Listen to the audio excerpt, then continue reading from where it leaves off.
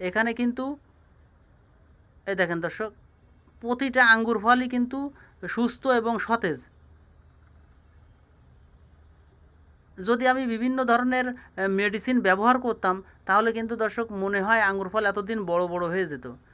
আমি বাড়িতে খাওয়ার জন্য তৈরি করেছি, এই জন্য দর্শক এতে কোনো কিছু ব্যবহার করিনি। দেখা যাক লাস্ট পর্যন্ত মিষ্টি কেমন হয়। দর্শক, আমি এখন আপনাদেরকে কলম করে দেখাবো যে আঙ্গুর ফল গাছ কীভাবে কলম করতে হয়। একেবারে সহজ পদ্ধতিতে আঙ্গুর ফল গাছ কলম করতে হয়। এই শিকড়ের গুঁড়ায় কিন্তু এরকম করে মাটিটা আলতোভাবে দিয়ে শক্ত করে আটকে দিতে হবে। বৃষ্টি আসে বা রোদ হয় তাহলে কিন্তু মাটিটা শুকিয়ে যাবে, এই জন্য পলিথিনটা ব্যবহার করতে হচ্ছে।